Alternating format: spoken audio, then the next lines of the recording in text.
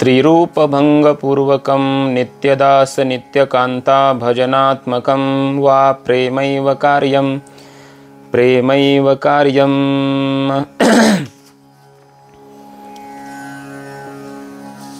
त्रिरूपभंगपूर्वकं नित्यदास नित्यकांता भजनात्मकं वा प्रेमैव कार्यं प्रेमैव कार्यं।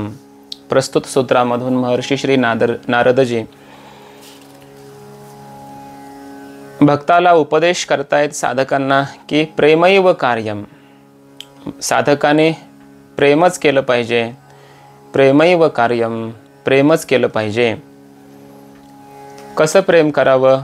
त्रिरूपभंगपूर्वकम, मागे सांगितलेल्या तिन्ही रूपांचा भंग करून मग नित्यदास, मी भगवंताचा नित्यदास आहे, परमात्मा माझे स्वामी आहेत या भावनेतून, किंवा नित्यकांता, मी परमात्म्याची कांता आहे, स्त्री आहे, भार्या आहे आणि परमात्मा माझे पती आहेत, अशा भावातून, अशा स्वरूपाचं प्रेमैव कार्यम प्रेमैव कार्यम, साधकाने प्रेमच केलं पाहिजे, प्रेमच केलं पाहिजे असा द्विवार उपदेश या सूत्रामधून केलेला आहे। त्रिरूपभंगपूर्वकम, तीनही रूपांचा भंग करून मग, कोणती ती तीन रूप आहेत? तर पाठीमागे गौणी भक्ती हे तीन प्रकारची सांगितलेली आहे। गौणी त्रिधा गुणभेदात आर्तादी भेदात वा, गौणी भक्ती ही तीन प्रकारची सांगितलेली आहे। एक गुणभेदाने आणि आर्तादी भेदाने, म्हणजे राजसी, तामसी आणि सात्विकी अशी तीन प्रकारची गौणी भक्ती। त्याचप्रमाणे आर्त, जिज्ञासू आणि अर्थार्थी या तीन भक्तांच्या ठिकाणी असणारी तीन प्रकारची भक्ती, ही गौणी भक्ती आहे।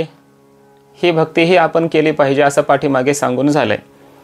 पण ही जी भक्ती आहे ती गौणी आहे, म्हणजे एक प्रकारची काय आहे? गुण आहे, गुणस्वरूप आहे, गौण आहे असा अर्थ। आणि मुख्य भक्ती कोणती आहे? की जी अनुरागात्मिका आहे, जी पराभक्ती आहे, अशा प्रकारची भक्ती हे साध्य आहे। मग काय करायचं असतं भक्ताने? अगोदर काही काळपर्यंत ही गौणी भक्ती करावी, साधनात्मक असल्यामुळे। नंतर मग साध्य स्वरूपा असणारी जी भक्ती आहे ती भक्ती करायची। आणि ती भक्ती, साध्यात्मिका भक्ती करण्यासाठी त्या साधकाने काय करावं? तीनही रूपांचा भंग करावा पाठीमागच्या। म्हणजे आता त्यानं गुणयुक्त भक्ती करायची नाही। सात्विकी, राजसी, तामसी अशी जी तीन गुणात्मक भक्ती पाठीमागे सांगितली, त्या तीनही गुणांचा आता भंग करायचा, तीनही प्रकारच्या भक्तीचा आता भंग करायचा, नाश करायचा, ते रूप सोडायचं आणि गुणातीत भक्ती करायची। निर्गुण प्रेमा ज्याला म्हटलं पाठीमागे, गुणरहितम कामनारहितम असं जे म्हटलं, तशी भक्ती करायची।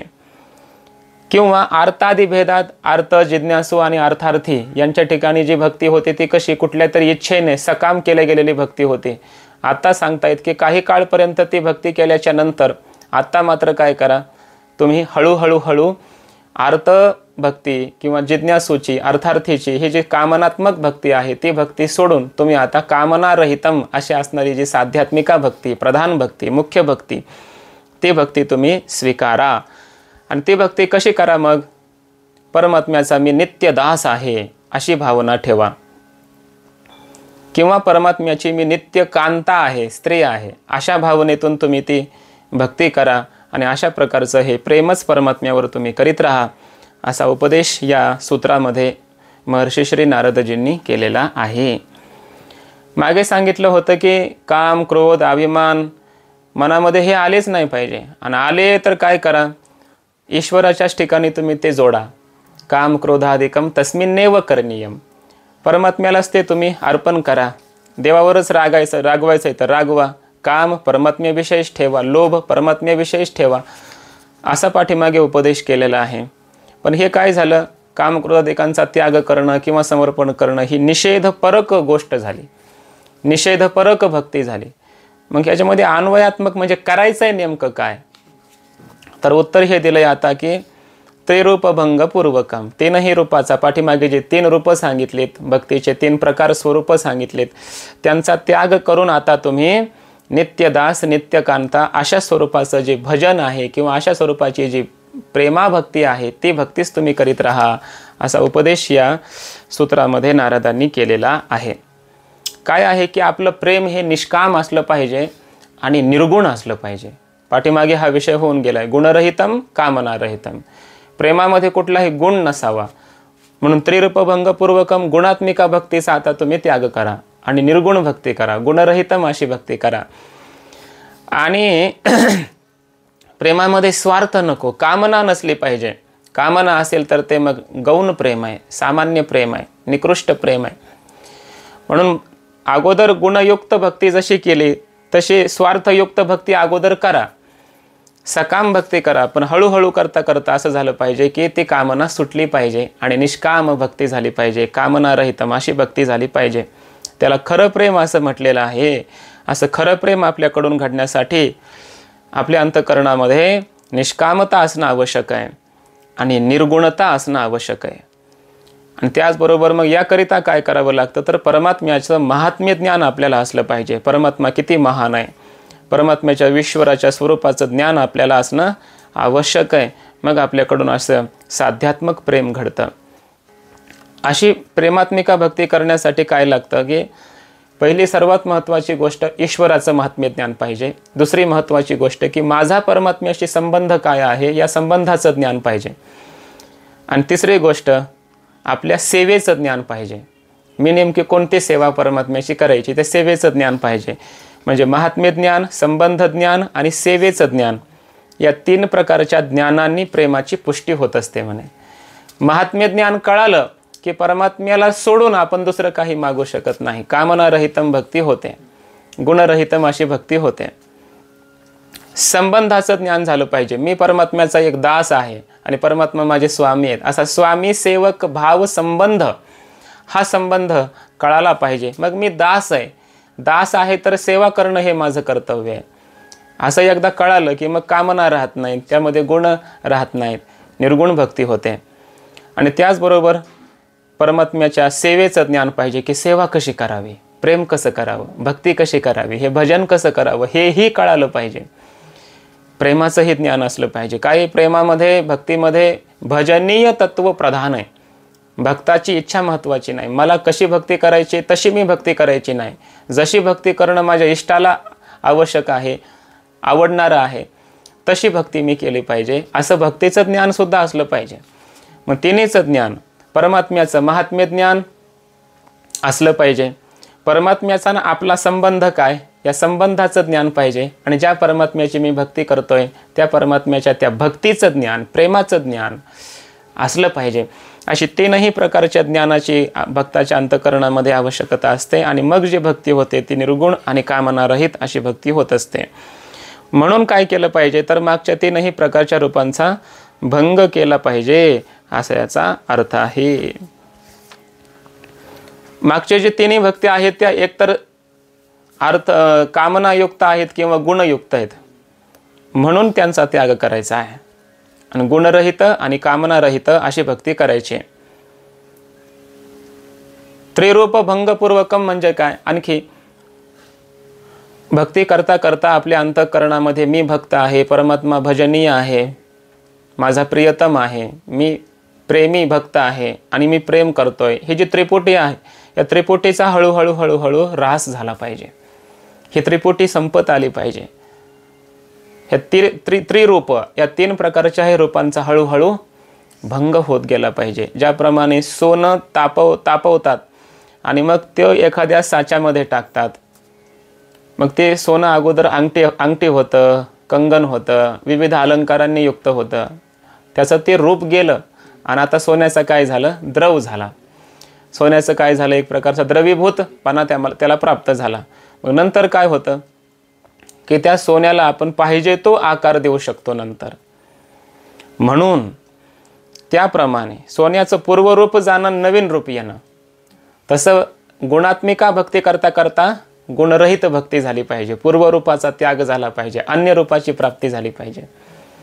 सकाम भक्ती करता करता अर्थजिज्ञासू अर्थार्थींची सकाम भक्ती आहे. ही सकाम भक्ती करता करता करता हे सकामत्व रूप गेलं पाहिजे आणि निष्कामत्व हे रूप आलं पाहिजे. याला म्हटलं जातं त्रिरूप भंगपूर्वकम. भक्ती करत असताना मी एकाच रूपात राहावं, परमात्म्याने एकाच रूपात राहावं, आमची सेवा सुद्धा एकाच रूपाची राहावी असा आग्रह नसला पाहिजे. प्रेम, प्रेमी आणि प्रियतम यांना आपण पृथक पृथक नाही केलं पाहिजे, भिन्न भिन्न नाही केलं पाहिजे, किंवा यांच्यामध्ये आपण विशिष्ट रूपाचीच अपेक्षा नाही केली पाहिजे. मी पुरुष आहे तर मी पुरुष या रूपातच परमात्म्याची भक्ती करावी, आग्रह नाही. देवाला जर वाटत असेल की माझ्या भक्ताने आता या जन्मामध्ये स्त्री व्हावं, तर स्त्री होऊन भक्ती करावी. देवाला वाटले की नाही नाही यांना आता एखादा पशु पक्षी या रूपात यावं, मला आनंद द्यावा, तर त्या रूपात यावं. कुठल्याही रूपात आलो तरी काही अडचण नाही, भक्ती घडावी ही अपेक्षा असावी. पण मी भक्तच असावं किंवा मी पुरुषच असावं, मी स्त्रीच असावी, राधेला वाटत नाही मी स्त्रीच असावं आणि भक्ती करावी. कृष्णाला जी अपेक्षा असेल, जेणेकरून कृष्ण परमात्मा खुश होईल, आनंदी होईल, तसं आपलं रूप आपण स्वीकारलं पाहिजे. ती महाभारतामध्ये गोष्ट आली ना, एकदा पौर्णिमेचं चांदणं पडलेलं, रात्र होती, कृष्ण परमात्मा अर्जुन बाहेर फिरण्यासाठी बगीच्यामध्ये गेलेत. अर्जुनाला वाटायला लागले की चांदणं पडलंय, असं हे वातावरण सगळं सुंदर आहे, इथं जर सुभद्रा असती सोबत तर. मनामध्ये आलं आता कृष्णाचं प्रेम आहे अर्जुनावर. कृष्णाने काही विचार केला नाही, ध्यानात आलं, थोडंसं बाजूला जाऊन गेले आणि सुभद्रेच्या रूपात स्वतः कृष्णच आले. देवानं विचार केला नाही मी देव आहे, मी का स्त्री हो, मी का सुभद्रा हो, हा विचार केला नाही. ज्याच्यावर प्रेम करायचंय त्याच्या भावनेचा आणि त्याच्या सुखाचा विचार असतो, त्याला प्रेम म्हणतात. मी देवच असावं असं देवाला वाटत नाही. देव कुठल्याही रूपात येतो, फक्त आपल्या भक्ताला आनंदी ठेवण्याचा प्रयत्न. तसं भक्ताने सुद्धा भगवंतावर प्रेम करत असताना मी याच अमुकच रूपात असावं असं नाही वाटलं पाहिजे. कोणत्याही रूपात असो, पण माझा प्रियतम परमात्मा आनंदी झाला पाहिजे एवढी भावना असते, त्याला म्हणायचं प्रेम. म्हणून त्रिरूप भंगपूर्वकम. मी अमुकच रूपात राहावं असं नाही, मग कोणत्याही रूपात आलं तरी चालेल, पण परमात्मा आनंदी झाला पाहिजे. किंवा भगवंताने अमुकच रूपात राहावं, नृसिंह याच रूपात राहावं, विठ्ठल याच रूपात राहावं, कृष्ण याच रूपात राहावं, राम याच रूपात राहावं असा आग्रहही परमात्म्या भक्ताच्या अंतःकरणात नसला पाहिजे. कोणत्याही रूपात देव येई नका, मत्स्य रूपात आले तरी भगवंताचं दर्शन, पूजा, प्रेम असलं पाहिजे. कच्छप रूपात आले तरी भगवंताची पूजा केलीच पाहिजे. नृसिंह रूपात आले तरी माझा प्रियतम परमात्मा तोच आहे. कृष्ण रूपात विठ्ठलच आहे, विठ्ठलच कृष्ण आहे, असे आपल्या अंतःकरणामध्ये धारणा पाहिजे. आज माझा प्रियतम काय झालाय, सूर्य झालाय. आज माझा प्रियतम चंद्र रूपात आलेला आहे. आज माझा प्रियतम परमात्मा कृष्ण रूपात आलेला आहे. आज माझा कृष्णच राम रूपात आलेला आहे. असं अंतःकरणामध्ये असतं, त्याला म्हटलं जातं प्रेमाची पराकाष्ठा. अगोदर तर एखादी धारणा भावना असावी की मी भक्त आहे, भगवान राम माझा सेव्य आहे, रामाचंच मी दर्शन करणार. किंवा नामदेवराय म्हणतात विटेवरी कर नाही ज्या देवाचे, निघे मी तयाचे दर्शन, मी विठ्ठलाचीच भक्ती करणार. पण ही सुद्धा काय आहे, गौणी भक्ती आहे. परमात्म्याने विठ्ठल स्वरूपातच असावं, मी नामदेव रूपातच असावं तरच मी भक्ती करेल, असा आग्रह जर असेल तर हे सुद्धा अलीकडचीच भक्ती आहे, प्राथमिक भक्ती आहे. विशिष्ट भक्तीमध्ये काय होतं, विठ्ठलच कृष्ण रूपात दिसायला लागतो, विठ्ठलच राम रूपात दिसायला लागतो, विठ्ठलच सर्व जगाच्या रूपात दिसायला लागतो. एवढंच नाही तर जेव्हा नामदेवरायांना सद्गुरूंनी उपदेश दिला तेव्हा कुत्र्याच्या रूपामध्ये परमात्मा विठ्ठल आले आणि रोटी घेऊन पळाले, तेव्हा नामदेव महाराज म्हणतात की देवा ही कोरडी रोटी घेऊन जाऊ नका, तुपाची वाटी सोबत घेऊन जा. कुत्र्याच्या रूपामध्ये सुद्धा माझा विठ्ठल आराध्य आहे असं होणं ही प्रेमाची पराकाष्ठा आहे. म्हणून परमात्म्याने विशिष्ट रूपातच असावं ही भक्ताची धारणा असू नये. कोणत्याही रूपात ये नका देव, नाहीतरी काय धरी येले सोंगे अवघे येणे पांडुरंगे. पांडुरंगानंच हे सगळे सोंग घेतले, सगळे अवतार घेतलेले आहेत. अवताराची राशी तो हा उभा विटेवरी. असं असल्यामुळे परमात्म्याने विशिष्ट रूपात राहावं आग्रह नाही. प्रेम विशिष्टच रूपाचं असावं, म्हणजे मी दासच असावं, परमात्म्याने स्वामीच असावं आग्रह नाही. किंवा मी कांताच असावं भार्या, परमात्म्याने माझा पतीच असावं असाही आग्रह नाही. मी सखाच असावं, परमात्म्याने सखाच असावं, हा सख्य भाव आग्रह नाही. एकच भक्त भगवंताच्या इच्छेनुसार कधी भगवंताचा सखा होईल, तो एकच भक्त कधी भगवंताच्या इच्छेनुसार भगवंताची भार्या होईल, कांता होईल. तो एकच भक्त भगवंताच्या इच्छेनुसार कधी कधी परमात्म्याचा प्रेमी होईल. तो एकच भक्त परमात्म्याचा कधी कधी पुत्र होईल, भगवंताला पिता करेल. कधी कधी तो एकच भक्त भगवंताला पिता बनवेल, आपण पुत्र होईल. कधी आपण पिता होईल, भगवंताला पुत्र बनवेल. त्वमेव माता च पिता त्वमेव. आता एकच परमात्मा, माताही तोच आहे, पिताही तोच आहे. त्वमेव सखा, सखाही तोच आहे. द्रविणम त्वमेव, धनही तोच आहे. एकच व्यवहारात असं होत नाही, माता आहे ती पिता होत नाही, जो पिता आहे ती माता होत नाही. पण परमात्म्याच्या विषयी हे सगळे भाव काय येतात तर विशिष्ट प्रसंगानुसार कधी भगवंताला पिता म्हणावं, त्याच भगवंताला कधी माता म्हणावं. मग एकच रूप असावं असा आग्रह नाही. याला म्हणायचं त्रिरूपभंगपूर्वकम. आणि स्वतः मी तुकाराम महाराज या रूपातच असावं, परमात्म्याने विठ्ठल या रूपातच असावं असाही आग्रह नाही. तुकाराम महाराज कधी नामदेवराय होऊन येतात, तुकाराम महाराज कधी उद्धवाच्या रूपात येतात, तुकाराम महाराज कधी अंगदाच्या रूपात आले, तुकाराम महाराज कधी प्रल्हादाच्या रूपात आले. वेगवेगळ्या रूपात तुकाराम महाराज वेगवेगळ्या युगामध्ये चौयुगांचा भक्तनामा उभा कीर्तने. कोणत्याही पशु पक्षी प्राणी स्त्री कोणत्याही रूपात यावं, पण भगवंताचं प्रेम घडावं ही अपेक्षा असते. त्याला म्हटलं जातं प्रेम. याला म्हणायचं त्रिरूप भंग पूर्वकम. भक्तानेही आपल्या रूपाचा भंग करावा, आग्रह धरू नये. प्रेम भाव, जो प्रेम भाव, वात्सल्य भाव, सख्य भाव, कांता भाव, माधुर्य भाव, या भावाचाही आग्रह असू नये. एकाच भक्ताकडून हे 4-4 भाव सुद्धा प्रसंगानुसार अभिव्यक्त व्हावेत, आग्रह नाही. आणि प्रियतम परमात्मा सुद्धा अमुकच रूपात आला पाहिजे हाही आग्रह नाही. त्रिरूप भंग पूर्वकम असं असतं ते खरं साध्य स्वरूप प्रेम आहे. हे खरं प्रेम आहे. नाही तर प्रेम मग जड होईल ना.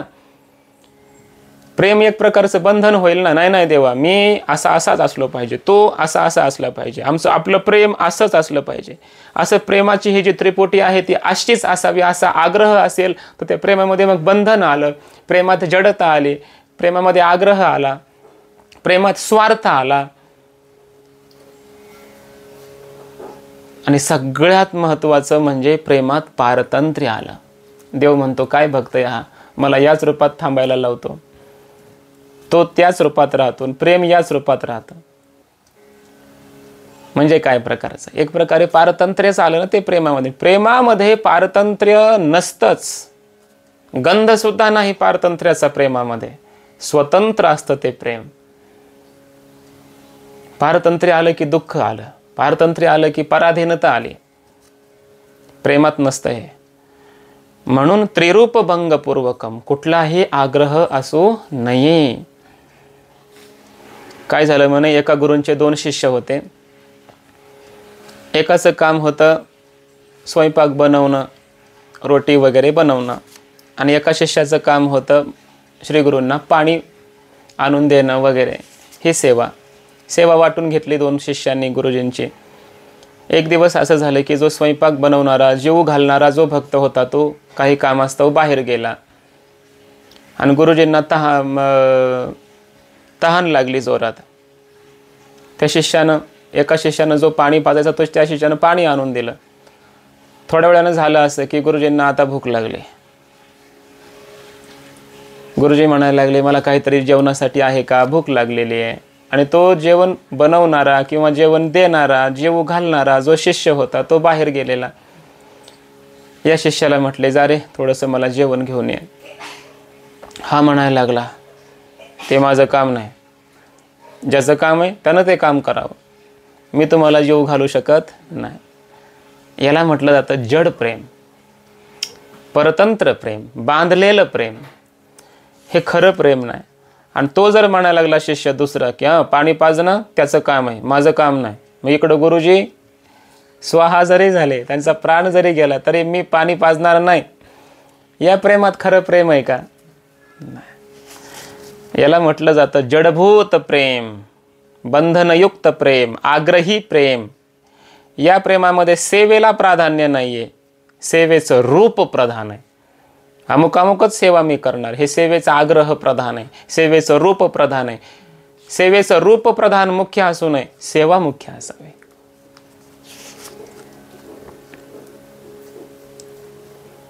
बलरामजींना असं वाटत नाही मी शेष आहे, बलरामजी होऊन काय येऊ. नाही, शेष नारायणच कधी काय झाले, कृष्णासोबत बलरामजींच्या रूपात आले. बरोबर मोठे भाऊ आहेत, बलरामजी आहेत. जेव्हा गायी चारण्यासाठी त्या वृंदावनामध्ये परमात्मा निघाले, बलरामजींनी विचार केला आता मी घरी राहून काय करू, माझ्या परमात्म्याला सुख देण्यासाठी मी सुद्धा गोपाळ होऊन गेलं पाहिजे. बलरामजी गोपाळ होऊन सखा होऊन सोबत जातात. एकच भक्त वेगवेगळे भाव अंतःकरणामध्ये असे स्वीकारतो. याला म्हटलं जातं स्वस्वरूपाचा भक्त या रूपाचा सुद्धा भंग होणं. बलरामजी कधी भाऊ हे नातं निभावतात, कधी सखा हे नातं निभावतात. गीतेमध्ये परमात्मा म्हणतात तमेव शरणम गच्छ सर्व भावेन भारत. या श्लोकामध्ये एकाच भक्ताचा सर्व भाव सांगितलेला आहे. म्हणजे एकाच भक्ताने अशा अनेक भावांनी युक्त त्या त्या प्रसंगानुसार झालं पाहिजे असा याचा अर्थ आहे. अमुकच मी रूपात राहावं असा आग्रह भक्ताच्या अंतःकरणामध्ये नसला पाहिजे. भगवान शंकरांनी विचार केला माझा आराध्य परमात्मा श्री विष्णू रामरूपात प्रकट होत आहे, मग मी आता इथं डमरू घेऊन काय करू. हातामध्ये गदा घेतली, हनुमानजीच्या रूपामध्ये अवतार धारण केला. तुका म्हणे रुद्रा अंजनीची या कुमरा. भगवान शेषशाही होते तेव्हा ऋषी मुनी त्यांची स्तुती करत होते क्षीरसागरामध्ये. परमात्मा काय झाले वृंदावनामध्ये गोपाळ बनवून आले, तर ते ऋषी मुनी त्या वृंदावनामध्ये पक्षी, भ्रमर, वृक्ष, लता, फांद्या या रूपामध्ये ते ऋषी मुनी प्रकट झाले. परमात्म्याला प्रेम देत आहेत, आनंद देत आहेत. म्हणून सेवेमध्ये सेवेचं रूप प्रधान नाही, सेवा प्रधान आहे, महत्वाची आहे असा याचा अर्थ आहे. त्रिरूप भंगपूर्वकम याचा अर्थ करताना काही टीकाकारांनी ब्रह्मा, विष्णू, महेश या तिन्ही देवता रूपांचा भंग करणे असा काही अर्थ केलेला आहे. काही निसत्व, रज, तम 3 गुणांना नष्ट करणे असा अर्थ केला आहे. काहींनी ज्ञानशास्त्रानुसार ज्ञाता, ज्ञान, ज्ञेय या त्रिपुटीचा भंग करणं असा अर्थ केलेला आहे. पण इथं जो विषय सुरू आहे तो भक्तिशास्त्राचा विषय सुरू आहे. म्हणून वेदांतामध्ये द्रष्टा, दृश्य, दर्शन त्रिपुटीचा नाश केला जातो. एकेश्वर वादामध्ये ब्रह्मा, विष्णू, महेश या 3 रूपांचा निषेध केला जातो. योगशास्त्रामध्ये सत्व, रज, तम 3 गुणांच्या वर गेलं पाहिजे यांचा निषेध केला जातो. पण हा प्रसंग भक्तिशास्त्राचा असल्यामुळे या ठिकाणी एक प्रियतम आहे आणि तो सर्वस्व आहे भक्तासाठी, तो मुख्य आहे. आणि म्हणून या ठिकाणी त्रिरूप भंगपूर्वकम याचा अर्थ आहे प्रियतम परमात्मा, प्रेम आणि प्रेमी भक्त या तिघांच्याही ठिकाणी एक रूप आणि एकाच रूपाचा आग्रह असता कामा नये. भक्तांनी वेगवेगळे रूप घेऊ द्या, प्रियतम परमात्म्याने वेगवेगळे रूप घेऊ द्या, आपलं प्रेम सुद्धा वेगवेगळ्या रूपांनी होऊ द्या, आग्रह असू नये. याला म्हटलं जातं त्रिरूप भंगपूर्वकम.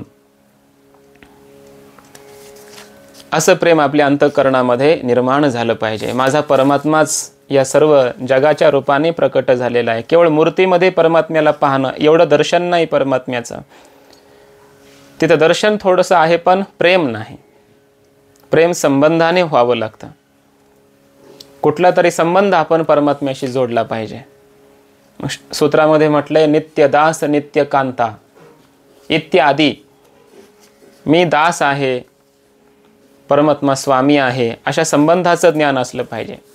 काय आहे की परमात्मा चंद्र, सूर्य, जल, वायू, पृथ्वी, आकाश या पंचमहाभूतांच्या रूपाने आहे आणि या पंचमहाभूताशिवाय आपलं काहीच होऊ शकत नाही. याचा अर्थ आपण दास आहोत आणि परमात्मा नित्य आपला स्वामीच आहे असं चिंतन केलं पाहिजे.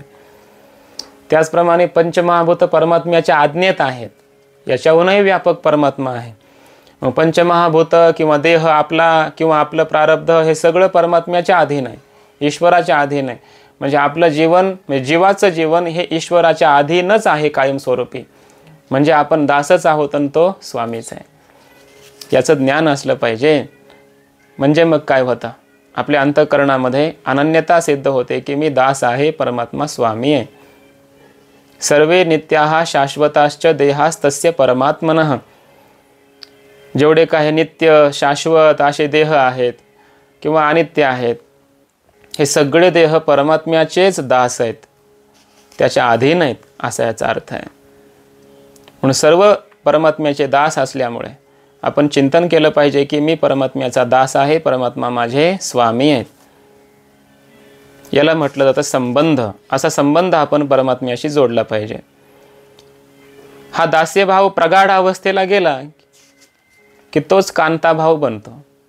मग काय होतं की मी कांता म्हणजे मी भार्या, पत्नी आहे, परमात्म्याच्या अधीन अशा प्रकारची मी कोण आहे, परमात्म्याची एक भार्या आहे, स्त्री आहे, पत्नी आहे, असं मनामध्ये यायला लागतं. आणि मग परमात्मा माझे स्वामी आहेत असा भाव यायला लागतो.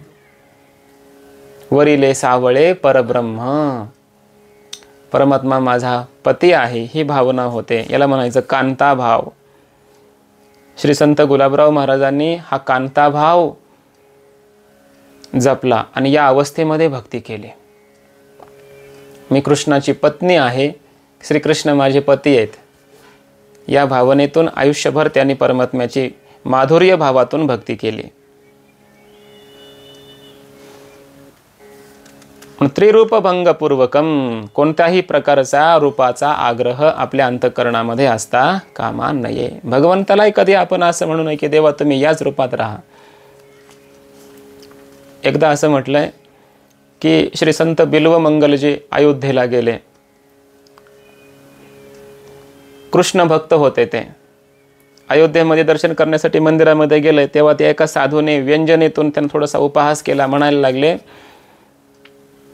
आपण तर मुरलीवाल्या त्या भगवान श्रीकृष्णाचे दास आहात, भक्त आहात, आणि या ठिकाणी धनुर्धर अशा आमच्या श्री रामप्रभूंच्या दर्शनासाठी कसे काय आलात?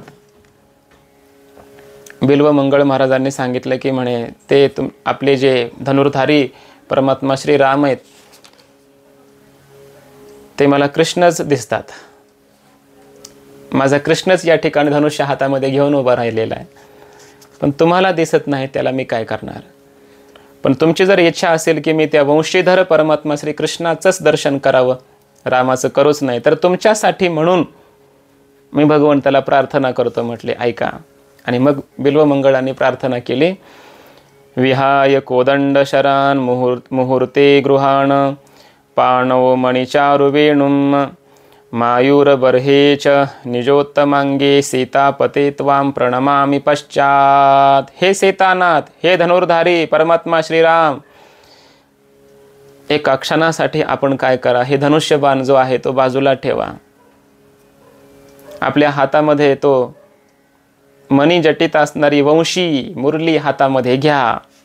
मस्तकावर हा जो रत्नजटित मुकुट आहे ना, तो थोडा वेळ बाजूला ठेवा. मयूर पिच्छ धारण करा, श्रीकृष्णाच्या रूपात या, आणि तरच मग मी तुमचं नंतर दर्शन करील, अशी प्रार्थना केली. आणि मर्यादा पुरुषोत्तम भक्तवत्सल प्रभू श्रीराम यांनी काही आग्रह धरला नाही की मी याच रूपात राहावं म्हणून.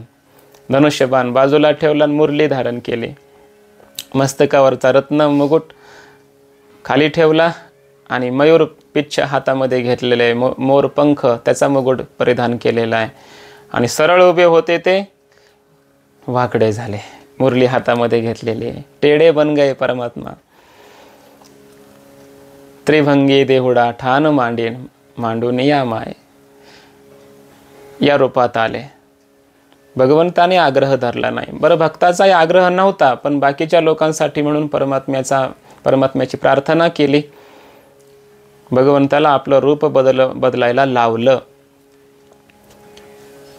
भक्ताला आग्रह असा असू नये, नसतोच आग्रह खऱ्या भक्ताला. अशीच एक कथा गोस्वामी तुलसीदासजी महाराजांच्या चरित्रामध्ये आलेली आहे. एकदा तुलसीदास महाराज ब्रजभूमीमध्ये आले. निंबार्क संप्रदायाच्या एका मंदिरामध्ये दर्शन करण्यासाठी गेले. त्या ठिकाणी एक महात्मा होते, श्री परशुरामजी महाराज. तुलसीदास महाराजांना त्यांनी बघितलं आणि मोठ्याने घोषणा केली. अनेक भक्त जमलेले, दर्शनासाठी आलेले. आता तुलसीदास महाराज हे राम उपासक आहेत आलेत कुठं? वृंदावनात, कृष्णाच्या समोर, देवाच्या समोर आहेत. आणि निंबार्क संप्रदायाचे महात्मा त्या काळातील परशुरामजी महाराज, त्यांनी काय केलं? सर्व भक्तांना सांगितलं मोठ्याने, आपने अपने इष्ट को नमन करत सब कोय, परशुराम अन्य इष्ट को नमैसो मूर्ख होय. परशुरामजी म्हणतायत की आपल्या आपल्या इष्टाला सगळेजण नमस्कार करा. दुसऱ्याच्या इष्ट देवतेला जर तुम्ही नमस्कार कराल तर तुम्ही मूर्ख व्हाल. त्या ठिकाणी गोस्वामी तुलसीदासजी महाराज गेले. स्मित हास्य त्यांनी केलेलं आहे, भगवंताकडे पाहिलेलं आहे त्यांनी, आणि भगवंताला बोलू लागलेत. तर त्यांना आग्रह नव्हता, ते दर्शनासाठी आलेच होते भगवान कृष्णाच्या, राम उपासक असूनही. पण ह्या सर्वांचं हे बोलणं बघून, आग्रह बघून त्यांनी परमात्म्याला प्रार्थना केली. कहा कहो छवी आपकी भले बने हो नाथ, तुलसी मस्तक तब नवये धनुष्यबाण लोहात. तुलसीदास महाराज म्हणतात, देवा आपण काय हे रूप घेऊन या ठिकाणी असे उभे राहिलात, वाकड्या तिकडे अंगाने उभे राहिलात, हातामध्ये काय मुरली घेतलेली आहे, ते मयूर मुकुट अशा हातामध्ये तो मस्तकावर काय धारण केलेलं आहे. मी दर्शन नाही करणार देवा, माझे इष्ट आहे राम प्रभू, धनुष्यबाण हातामध्ये घेऊन तुम्ही सरळ उभे राहा तरच मी दर्शन करील. आणि भगवंताने सुद्धा आग्रह धरला नाही. भगवंताने लगेच काय केलं? मुरली मुकुट दुरायके धनुष्यबाण लियो हात, तुलसी दास के कारणे ब्रजनाथ भये रघुनाथ. मुरली मुकुट दुरायके, मुरली आणि मुकुट जो होता तो दूर केला, ठेवला, धनुष्यबाण हातामध्ये घेतला. आणि तुलसीदास महाराजांसाठी ब्रजनाथ परमात्मा रघुनाथ झाले, श्रीराम रूपात आलेले आहेत. म्हणून भक्ताच्या अंतःकरणामध्ये आग्रह नसतो, म्हणून कधी कधी भक्त भगवंताला आपल्या इष्टरूपात यायला भाग पाडतात, ते इतर लोकांसाठी, ती लीला करण्यासाठी, पण त्यांना तो आग्रह नसतो असा याचा अर्थ आहे. आणि भगवंतालाही आग्रह नसतो मी रामरूपातच राहावं, कृष्णरूपातच राहावं. जशी भक्ताची इच्छा, होय भक्ती केला तैसा पुरवी धरावी ते इच्छा, याला म्हटलं जातं प्रेम. भगवंताचा आपल्या भक्तावर प्रेम आहे, त्यामुळं जशी भक्ताची इच्छा तसा तसा परमात्मा होत राहतो. आणि तसंच भक्ताचंही असलं पाहिजे. भक्ताचंही प्रेम भगवंतावर असेल तर भगवंतानं याच रूपात राहावं असा भक्ताचा आग्रह असू नये. कोणत्याही रूपात येऊ द्या, माझा परमात्माच आहे. याला म्हटलं जातं त्रिरूपभंगपूर्वकम प्रेमैव कार्यम. असं प्रेम केलं पाहिजे.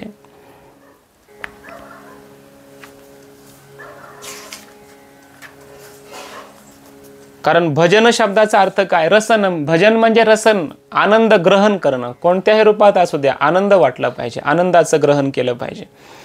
भगवंताला आपण, स्वामीजींनी इथं असं म्हटलंय, भगवान को मजदूरी के रूप में पाने का प्रयत्न मत करो. भगवान एखाद्या प्रकारचा आपला मजूर आहे, काम करणारा, असं भगवंताला समजू नका. जसं आपण एखाद्या मजुराला 100, 200, 300 रुपये काहीतरी दिले आणि दिवसभर चल हे काम कर ते काम कर, काम करून घेतो आपण त्या मजुराकडून. तसं देवा एवढ्या माळा मी जपल्यात आज, एवढी एवढी तुमची आज मी पूजा केली, इतकं इतकं तुमचं मी नामस्मरण केलेलं आहे, चला तुम्ही आता हे करा, कृष्ण रूपात या, रामा चला कृष्ण रूपात या. अरे ते काय मजूर आहे का आपला? पण भगवंताकडून आपण अपेक्षा करू नये की देवानं असंच राहावं, कोणत्याही रूपात राहू द्या, किंवा देवा चला हे द्या मला, ते द्या मला, अशी कामना करू नका. भगवंताला जर गीत ऐकायची इच्छा झाली तर स्वतः भक्त वीणा बनतो. भगवंताला जर सुगंध घेण्याची इच्छा झाली तर भक्ताला वाटतं मी पुष्प व्हावं. भगवंताला जर आपला भोग घ्यावा वाटला तर आपल्याला वाटलं पाहिजे आपण एखादा भोग बनू, म्हणजे एक नैवेद्य, प्रसाद या रूपात मी स्वतः यावं, भगवंताने माझा भोग घ्यावा, अशी धारणा असते. त्याला भक्ती म्हणतात. भगवंताला जरा रस ग्रहण करायचा एखादा तर आपण त्या रसाच्या रूपात यावं असं वाटलं पाहिजे भक्ताला. याला म्हटलं जातं तस्मिंस तत् सुख सुखित्वम. भगवंताच्या सुखामध्ये सुख असणं. भगवंताला मुरली वाजवावी वाटते तर भक्तांची इच्छा झाली पाहिजे की मी मुरली रूपात यावं. त्या गोपिकांनी ब्रह्मदेवाला प्रार्थना केली म्हणे की मागे आपण पाहून आलो हा विषय. गोपिका ब्रह्मदेवाला प्रार्थना करतात, देवा दुसरा जन्म आम्हाला मुरलीचा द्या. का? या रूपात आम्ही भगवंताच्या या अधरापर्यंत जाऊ शकत नाही, मुरलीच्या रूपात तरी आम्ही काय हो. परमात्मा ती मुरली घेतील आणि आपल्या ओठाला लावून ती मुरली फुंकतील, वाजवतील, तर आमचं किती मोठं भाग्य असेल, भगवंताच्या ओठापर्यंत जायला भेटेल आम्हाला. याला म्हटलं जातं प्रेम. एक जड असणारी मुरली या रूपात सुद्धा भक्ताला यावं वाटतं, गोपिकांना यावं वाटतं. असं वाटत नाही त्यांना की जन्मोजन्मी आम्ही स्त्री रूपातच असावं किंवा नाही या रूपात आम्हाला भक्ती घडत नाही, स्त्रियांच्या रूपामध्ये. देवा पुढचा जन्म आम्हाला पुरुषाचा दे आणि आम्हाला भरपूर तुझं भजन कीर्तन मग करता येईल. अशी ही अपेक्षा भक्ताची नसते, नसावी. याला म्हटलं जातं त्रिरूपभंगपूर्वकम. भक्त भक्ती भगवंत यांच्यामध्ये पूर्व रूपाचा परित्याग करून, गौण रूपाचा परित्याग करून, जसं आपल्या परमात्म्याला प्रिय आहे तशा प्रकारचं ते प्रेम, तशा प्रकारचं तो प्रेमी भक्त व्हावा. याला म्हटलं जातं त्रिरूपभंगपूर्वकम. आणि मग काय करायचं? नित्य दास, परमात्म्याचा मी नित्य दास आहे, परमात्म्याची मी नित्य कांता आहे, अशा अनेक भाव एकाच भक्ताने असे अनेक भाव त्यावेळी धारण करावेत आणि परमात्म्याला प्रसन्न करण्याचा प्रयत्न करावा. याला म्हटलं जातं प्रेम. आणि असं प्रेमैव कार्यम नारद महर्षी म्हणतायत, अशा प्रकारचं प्रेमच करा.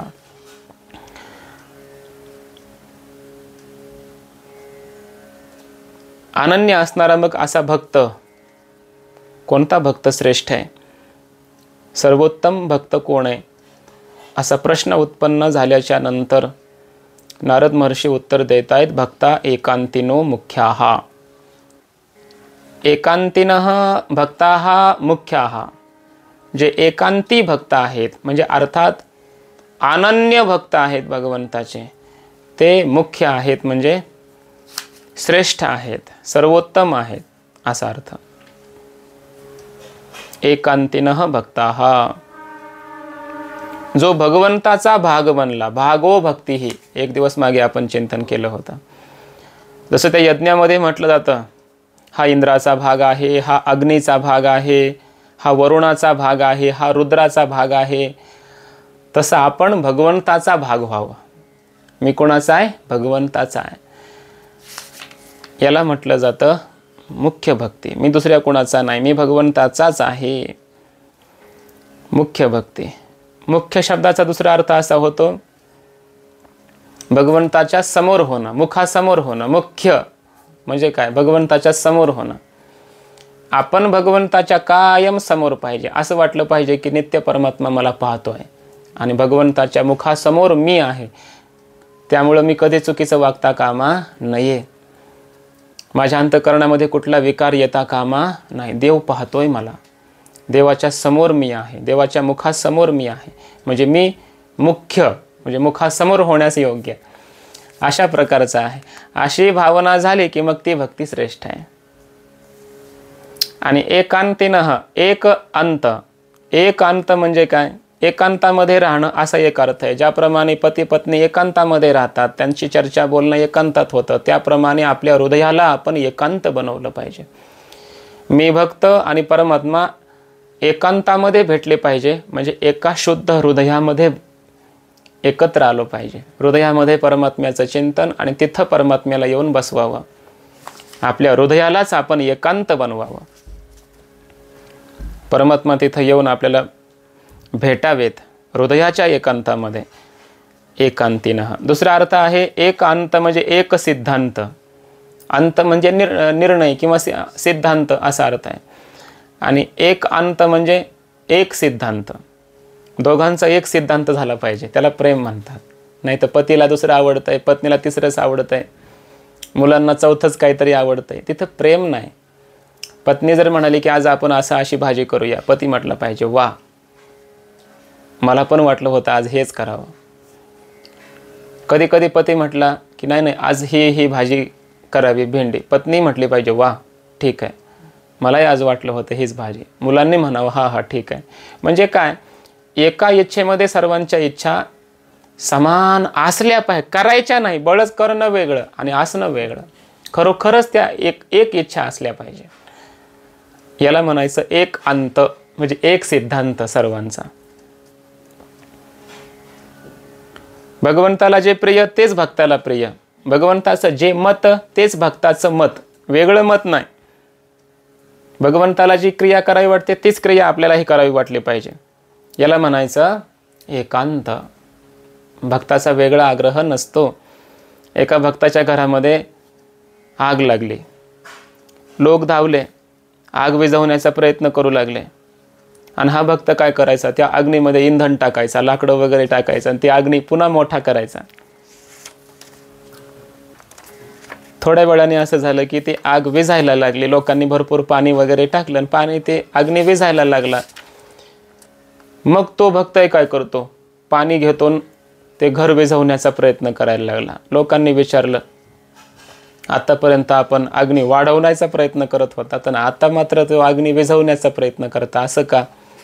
त्या भक्तानं उत्तर दिलं, भगवान आग लगाना चाहते थे तब हम भी उसमें ईंधन डालकर परमात्मा का सहाय्य कर रहे थे. अब वे बुझाना चाहते हैं तो हम भी जल डाल रहे हैं. म्हणजे जशी भगवंताची इच्छा असेल तसं तो भक्त करीत राहतो.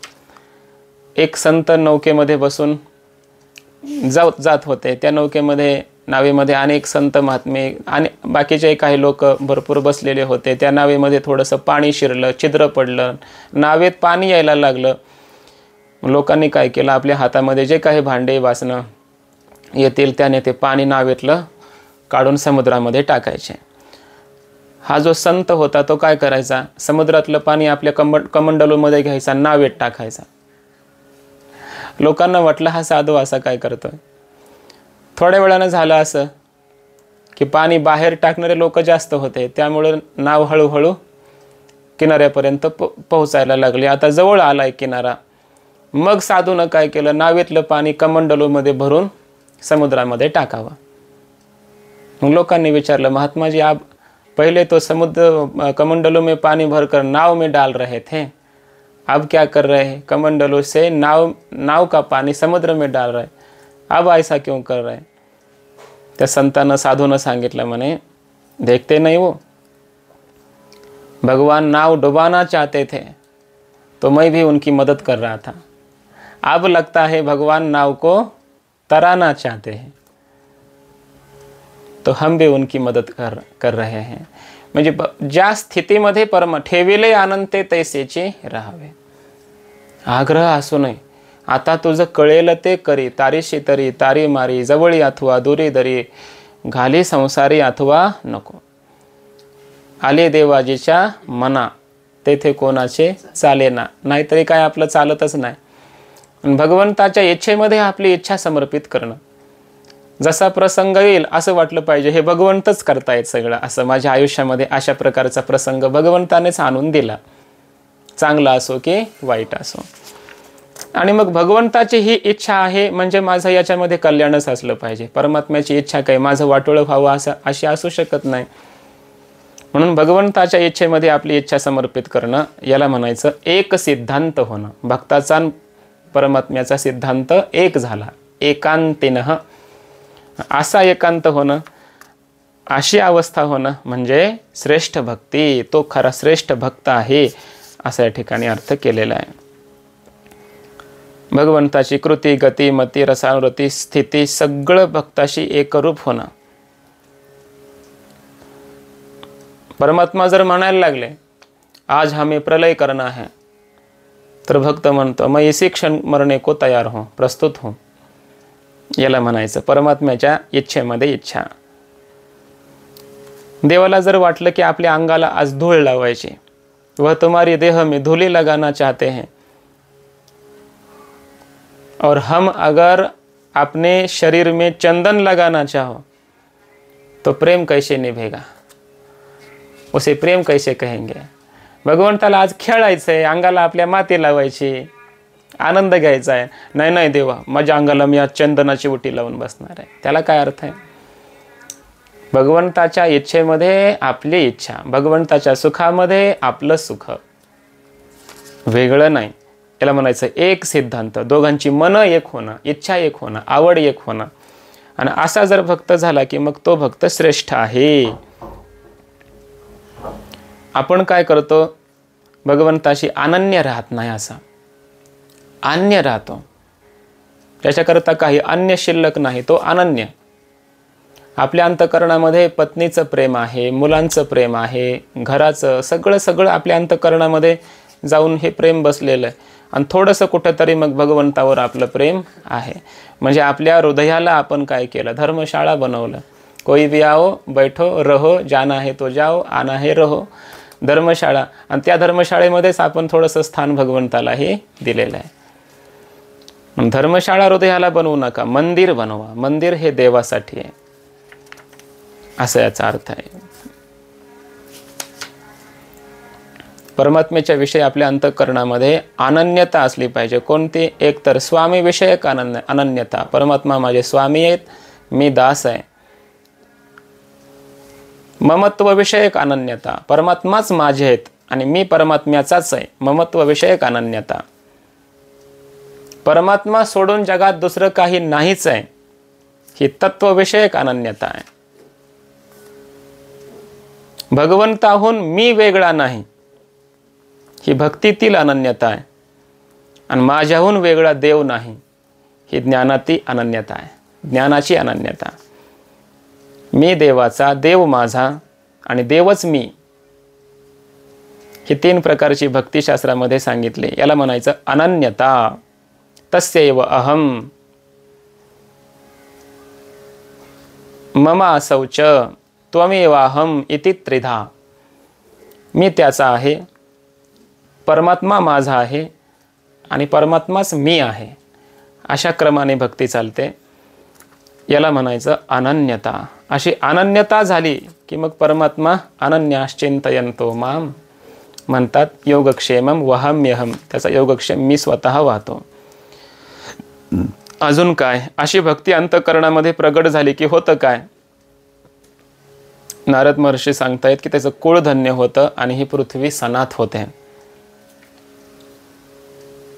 कंठावरोध रोमांचाश्रुभिः परस्परं लपमानाः पावयन्ति कुलानि पृथिवींच. असे जे अनन्य भक्त परस्परामध्ये जेव्हा भगवत चर्चा करतात आणि त्यावेळी त्यांचा कंठ अवरुद्ध होतो, दाटून येतो, अंगावर त्यांच्या रोमांच उभे राहतात, नेत्र अश्रुयुक्त होतात, अशा वेळेला ते भक्त आपल्या सर्व कुळांना पावन करतात आणि पृथ्वीला सुद्धा पवित्र करतात, असा याचा अर्थ आहे.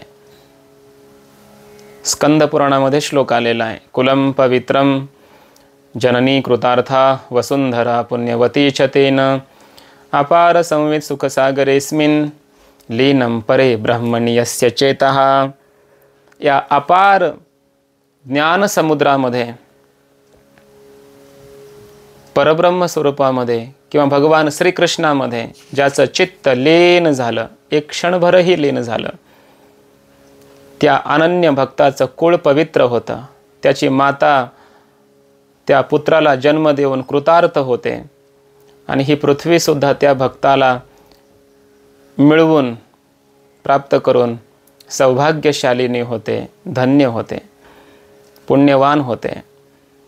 श्रीमद भागवतामध्ये आणखी असंच वर्णन केलं आहे. वाग्गद्गदा द्रवतेस्य चित्तम रुदत्यभीक्ष्णं हसति क्वचिच्च विलज्ज उद्गायति नृत्यते च मद्भक्तियुक्तो भुवनं पुनाती.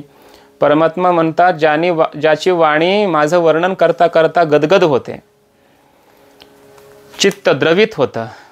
कधी तो भक्त माझं वर्णन करता करता रडतो, कधी हसतो, कधी लज्जेचा त्याग करून गायन करतो, नर्तन करतो. असा माझ्या भक्तीनं युक्त असणारा भक्त साधू या त्रैलोक्याला पावन करतो म्हणे. स्त्रियां विटानामिव साधू वार्ता.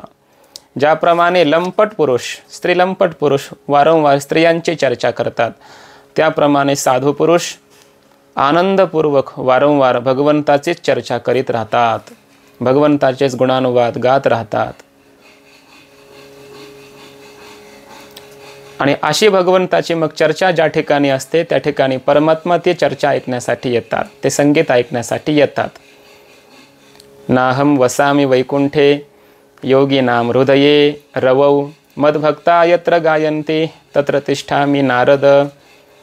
परमात्मा नारदजींना सांगतायत, देवा नारदजी, जेव्हा माझे भक्त कथा करतात, कीर्तन करतात, तेव्हा मी वैकुंठात सापडत नाही, योग्यांच्या हृदयामध्ये मी बसत नाही, थांबत नाही, सूर्यामध्ये राहत नाही. आपल्यासारखे भक्त ज्या ठिकाणी माझं गायन करतात त्या ठिकाणी येऊन मी थांबतो म्हणे. तेथे असे देव उभा जैसी समचरणाची शोभा. नामदेव कीर्तन करी पुढे देव नाचे पांडुरंग. मग ज्या ठिकाणी परमात्मा स्वतः आले, भक्त स्वतः आहे आणि भक्तांच्या मध्ये समुदायामध्ये भगवत चर्चा सुरू आहे, कीर्तन सुरू आहे, तिथं ही त्रिवेणी संगमच आहे ना. कथा त्रिवेणी संगम देव भक्त आणि नाम तेथेचे उत्तम चरण रज वंदिता. देव तिथं आहे, भक्त तिथं आहेत आणि ते भगवत कीर्तन त्या ठिकाणी सुरू आहे. त्यामुळं मग ही पृथ्वी धन्य होते, त्या भक्ताच्या मातेची कुस पवित्र होते, धन्य होते, कृतार्थ होते. त्रैलोक्याला ते संत महात्मे पावन करीत असतात. पावयती कुलानी पृथ्वींच. कुलानी असं म्हटलंय, अनेक कुळ. स्वतःचं कुळ एवढंच म्हटलं नाही, पित्याचं कुळ एवढंच म्हटलं नाही, कुलानी बहुवचन आहे. याचा अर्थ असा, अशी स्थिती ज्या भक्ताची झाली त्या भक्ताच्या वडिलांचं कुळ पवित्र होतं, मातेचं कुळ पवित्र होतं आणि पत्नीचं कुळ सुद्धा पवित्र होतं. उद्धार होतो संपूर्ण कुळाचा. पावयती कुलानी. आणि पृथ्वी सुद्धा पवित्र होते. असुर, राक्षस, दुर्जन, खोटं बोलणारे, भ्रष्टाचार करणारे अशा लोकांचं वजं होतं या भूमीला. ज्यांच्यामध्ये काही शील नाही, स्वभाव नाही. ज्ञानम न शीलम न गुणो न धर्म हाते मर्त्य लोके भुवी भारभूता मनुष्य रूपेण मृगाश्चरंती. मनुष्याच्या रूपामध्ये ते पशु आहेत. यशाम न विद्या न तपो न दानम. काही नाही. त्यांना पृथ्वीचं वजं होतं.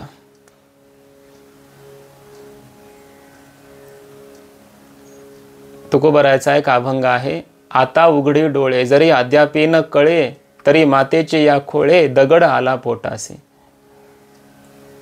अजूनही तुला जर कळत नसेल आणि आपलं कल्याण साधून घेत नसशील आणि हे दुष्कर्मच करत असशील तर तुझ्या आईच्या या गर्भातून, गर्भेच्या खोळेतून मनुष्य जन्माला आलाच नाही, दगड जन्माला आलाय म्हणतात तुकोबराय. आणि जो भक्त भगवत चर्चा करतो, आपल्या हितासाठी जागा असतो, त्या भक्ताच्या माता पित्यांना धन्यता देतात. धन्य माता पिता तयाची या. एवढंच नाही तर परमात्मा सुद्धा संतुष्ट होतो अशा भक्तांना बघून. तयाचा हरेख वाटे देवा. का? गीता भागवत करीती श्रवण अखंड चिंतन विठोबाचे. असे जे आहेत त्यांची सेवा मला घडावी अशी तुकाराम महाराजांची सुद्धा इच्छा आहे. तुका म्हणे मज घडो त्यांची सेवा तरी माझ्या दैवा पार नाही. परमात्मा त्यांच्या संगतीची इच्छा करतो. अनुव्रजाम्यहम नित्यम पूयेय इति अंघ्री रेणुभिः. त्या भक्तांच्या मागे मागे परमात्मा चालतात, त्यांच्या चरणरजाची धूळ आपल्या अंगावर घेतात आणि पवित्र होण्याची इच्छा करतात. म्हणून परमात्म्याचं कुळ सुद्धा भक्तामुळे पवित्र होतं. परमात्मा सुद्धा स्वतः पवित्र होतात भक्ताच्या या चिंतनाने, भजनाने, भक्तीने, प्रेमाने. पृथ्वी सनात होते. मातेचं, वडिलांचं, पत्नीचं कुळ पवित्र होतं, उद्धार होतो सर्वांचा. म्हणून असं म्हटलंय, असा भक्त म्हणजे त्रैलोक्याला पावन करतो. अजून काय करतो असा भक्त? त्या भक्ताच्या महिमेचं वर्णन करतायत की त्याचा संपर्क जिथं झाला ते सगळं पवित्र होतं. तीर्थी कुर्वन्ति तीर्थाणी सुकर्मी कुर्वन्ति कर्माणी.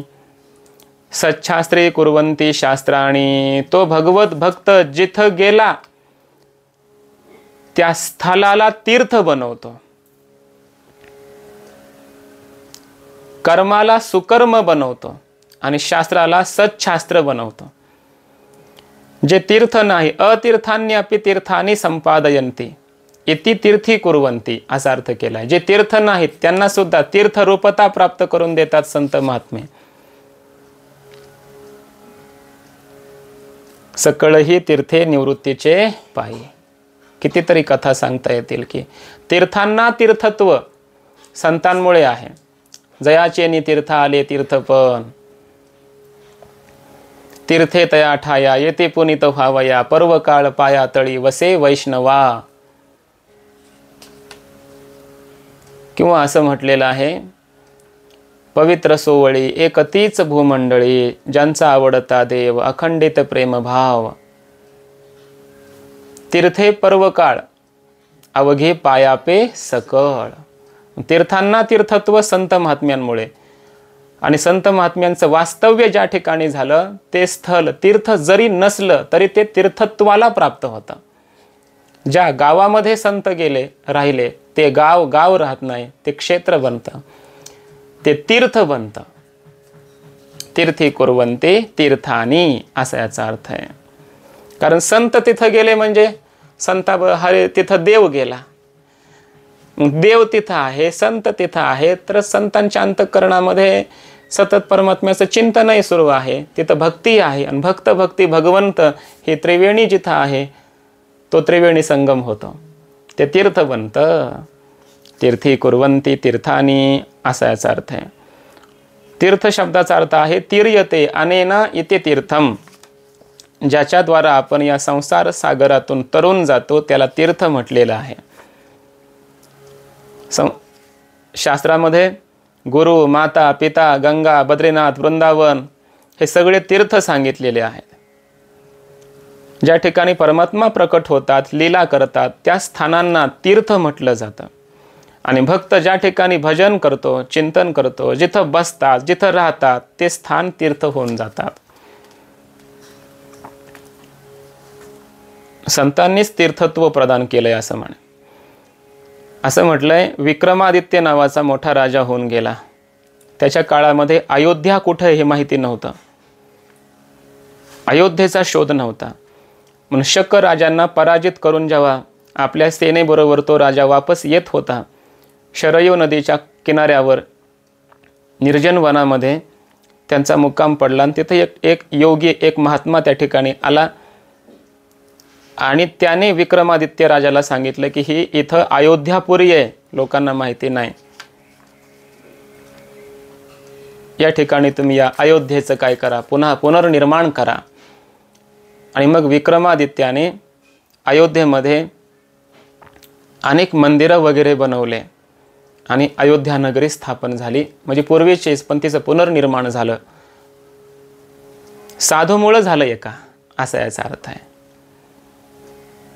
श्री चैतन्य महाप्रभूंनी वृंदावनामध्ये कोणती लीला कुठं घडली भगवंताची, कोणती स्थली काय आहे, अगोदर काही माहिती नव्हतं. त्या काळामध्ये चैतन्य महाप्रभूंनी श्री रूप आणि श्री सनातन यांना आशीर्वाद दिला आणि पाठवलं. आणि जा म्हटले, तुम्हाला भगवान श्रीकृष्णाच्या लीला ज्या ज्या ठिकाणी ज्या ज्या स्फुरण होतील त्या त्या ठिकाणी त्या लीलांचा तुम्ही काय करा, उद्धार करा. म्हणजे त्या ठिकाणी ते स्थळ निर्माण करा.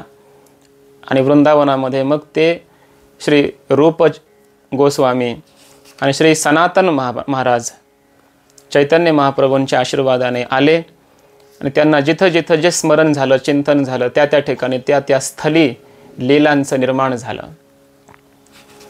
आणि वृंदावनामध्ये सुद्धा भगवान श्रीकृष्णाच्या लीला चरित्रांचे स्थली निर्माण झाल्या. संतांमुळे हे तीर्थ आहेत असा याचा अर्थ आहे.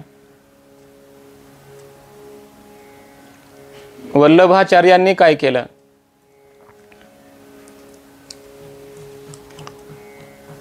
चंद्र सरोवर म्हणून आहे म्हणे वृंदावनाच्या जवळ, त्या ठिकाणी म्हणजे त्या गोवर्धन पर्वताच्या जवळ तिथं एक परसवली नावाचं गाव आहे, त्याला ते वृंदावन मानतात.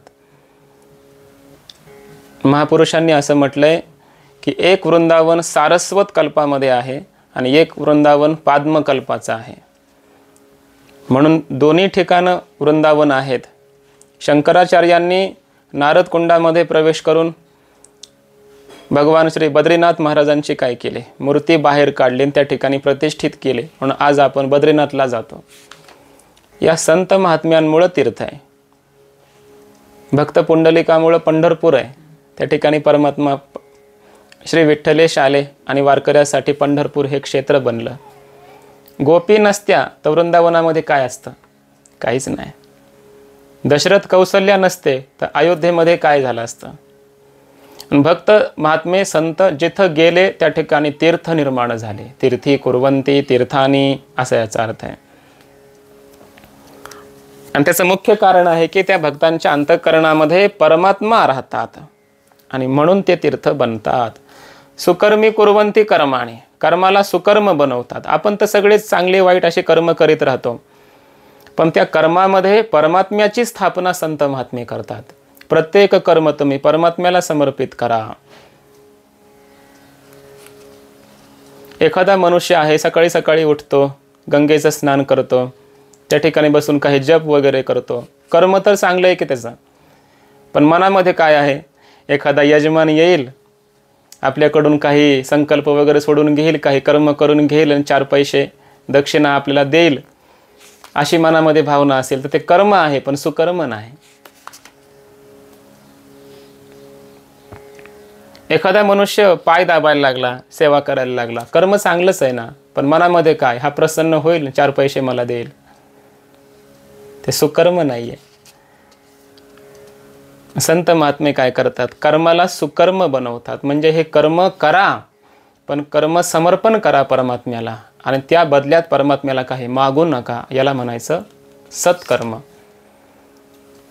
ज्ञानोबरायाने ज्ञानेश्वरीमध्ये असं म्हटलेलं आहे, पै संतासवे वसता योगज्ञानी पैसता गुरुचरण उपासिता वैराग्येसी येणेची सत्कर्मे अशेषही अज्ञान विरमे जयाचे अहम विश्रामे आत्मरूपी. संतांची सेवा करावी, ज्ञान योग या साधनांमध्ये राहावं, भक्ती साधनाही करत राहावे आणि वैराग्येसी गुरुचरण उपासिता, श्री गुरूंची संतांच्या चरणाची सेवा करा, पण कसं? वैराग्यपूर्वक निष्काम भक्ती करा. हे सत्कर्म आहे. अशा प्रकारे उपदेश करून संत महात्मे कर्माला सुद्धा सुकर्म बनवतात, असा याचा अर्थ आहे. त्या कर्मामध्ये परमात्म्याला आणतात. हृदयामध्ये परमात्मा जर ठेवला आणि परमात्म्याची भक्ती असेल तर घडणारं कर्म सुकर्म बनतं. म्हणून हृदयामध्ये परमात्म्याची स्थापना करून संत महात्मे कर्म करायला लावतात, म्हणजे सुकर्म बनवतात, असा याचा अर्थ आहे. आणि परमात्म्याला समर्पित केलेलं मग कर्म कसंही असो ते सुकर्मच बनतं. सच्छास्त्री कुर्वंती शास्त्राणी, शास्त्रसुद्धा अनेक आहेत, शास्त्रीय ग्रंथ भरपूर आहेत, पण त्यांच्या पंक्तीचा अर्थ लावण्यामध्ये आपण रममान झालो. ते शास्त्र शिकण्यामध्ये आपण रममान झालो. पण हा विचार कधी करीत नाही की त्या शास्त्रामध्ये ज्या परमात्म्याचं वर्णन केलं आहे त्या परमात्म्याची भक्ती केली तर शास्त्र सच्छास्त्र झालं. ते शास्त्राचं आचरण आपण केलं तर ते शास्त्र सच्छास्त्र झालं. शास्त्रातील ज्ञान आपण अवगत केलं तर ते शास्त्र सच्छास्त्र झालं. शास्त्रातील भक्ती आपल्या आचरणात आली, अनुभूतीत आली तर ते शास्त्र सच्छास्त्र झालं. हे सगळं संत महात्मे करतात. त्यांच्या मुखातून जी वाणी निघते ते शास्त्र बाहेर पडतं आणि ते अनुभूतीतून असल्यामुळं ते सच्छास्त्र होतात. शास्त्रांनाही सच्छास्त्रत्व प्रदान करण्याचं सामर्थ्य त्या भक्तांच्या अंतःकरणामध्ये येत असतं. हे सगळं का होतं बरं? तीर्थांना तीर्थत्व संत देतात, कर्माला सुकर्मत्व संत देतात, भक्त देतात आणि शास्त्रांना सच्छास्त्रत्व संत महात्मे आणून देतात. का? त्याचं उत्तर नारद महर्षींनी दिलंय, तन्मया. हा एवढं सामर्थ्य संतांच्या ठिकाणी का आलं? कारण ते संत तन्मय आहेत म्हणून, म्हणजे भगवन्मय आहेत, भगवत स्वरूप आहेत असा अर्थ. भगवंताहून वेगळे नाहीत. कारण ज्याचं आपण चिंतन करतो त्याचं स्वरूप आपल्याला प्राप्त होतं. यत् चित्तस्तन्मयो मर्त्यो गुह्यम एतत् सनातनम. श्रद्धामयोयम पुरुषो यो यश्रद्धा सयेव सहा. हा पुरुष कसा आहे? श्रद्धामय आहे. ज्याच्यावर तो श्रद्धा ठेवतो, ज्याचं चिंतन करतो, त्याचं रूप त्याला प्राप्त होतं. भगवंताचा भक्त भगवंताचं चिंतन करतो, भगवन्मय होतो. ज्याची धनामध्ये श्रद्धा आहे, आसक्ती आहे, चिंतन आहे, त्याचं अंतःकरण धनमय होतं. मातीपासून बनलेला एखादा घट मृण्मय असतो. त्याप्रमाणे भगवंताच्या चिंतनापासून ज्याचं हृदय बनलंय ते हृदय चिन्मय होतं, भगवन्मय होतं. भक्त भगवन्मय का झाला? भगवत चिंतनामुळे झाला. चित्तामध्ये परमात्म्याला जर आणलं नाही, संसारच आणला, तर आपलं चित्त भगवन्मय होणार नाही, मायामय तर होणारच आहे. म्हणून भक्त काय करतो? सदैव परमात्म्याचं चिंतन करतो, भगवन्मय होतो आणि मग तीर्थाला तीर्थ करतो, कर्माला सुकर्म करतो, शास्त्रांना सच्छास्त्र बनवतो. हे सामर्थ्य त्याला प्राप्त होतं, कारण तो तन्मय आहे, भगवत स्वरूप आहे. म्हणून जिथं भक्त गेला त्या ठिकाणी त्याच्याबरोबर भगवान परमात्मा गेले. भक्ताच्या वाणीमध्ये भगवान परमात्मा येतात आणि तेच बोलतात. भक्त कर्म करतो, ते कर्म काय होतं? परमात्मा आपलं कर्म त्या कर्माला मानतात, ते कर्म भगवन्मय होतं. भक्ताचं स्थल भगवत स्वरूप होतं, म्हणजे तीर्थ होतं. भक्ताचे कर्म भगवत स्वरूप होतात, म्हणजे कर्म सुकर्म होतात. भक्ताची वाणी भगवन्मय असते, त्यामुळं ती वाणी शास्त्र सच्छास्त्र होऊन जातं. म्हणजे भगवंताचा संपर्क होतो त्या कर्माला, वाणीला. आणि त्यामुळं कर्म सुकर्म, वाणी सच्छास्त्र, तीर्थ सत्तीर्थ बनतात, चांगली तीर्थ बनतात. का?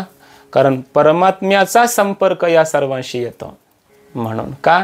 कारण भक्ताचा संपर्क आला. भक्ताचा आला म्हणजे भगवंताचा संपर्क आला. कारण भक्त भगवंत दोन्ही काय आहेत? एकच असतात.